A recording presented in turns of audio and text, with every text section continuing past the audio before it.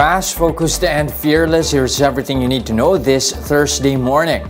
Metro Manila sustained no structural damage from the powerful quake that shook Abra and other parts of northern Luzon yesterday.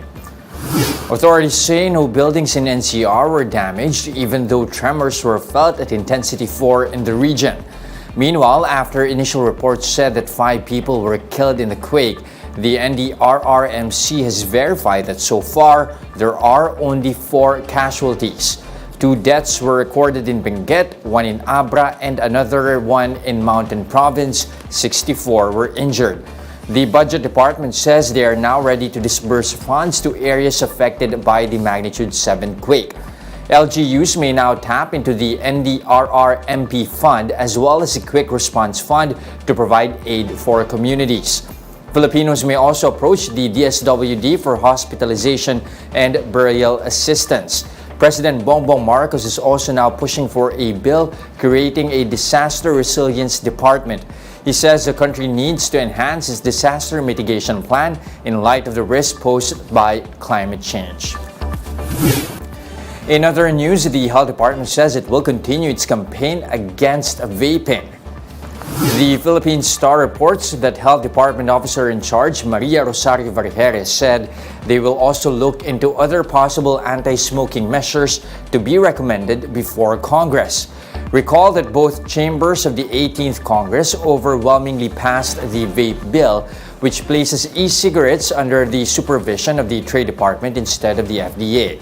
Supporters of the law stress that shifting to vaporizers is a safe way for smokers to quit the habit and save their lives. But for the Philippine Medical Association, the Vape Act is anti-health, anti-children, and anti-adolescent.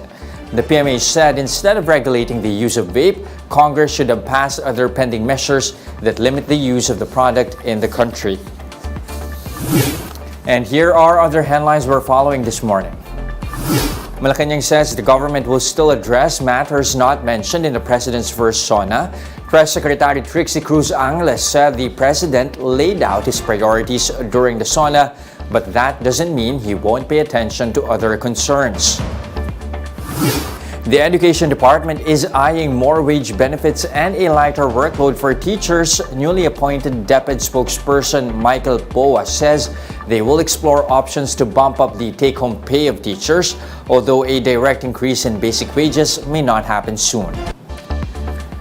And House Ways and Means Committee Chairman Joey Salceda is bent on imposing digital taxes against Facebook and Google. Salceda says the two sides should be paying the government taxes since they are not qualified for any tax exemptions under the TRAIN law. And those are the top stories of the hour. Join us again at 9 a.m. as we continue to monitor the day's biggest stories. You can also catch One News on Signal Play. Register an account now at signalplay.com.ph so you can stream One News Live anytime, anywhere. Coming right up is Agenda at 8 a.m.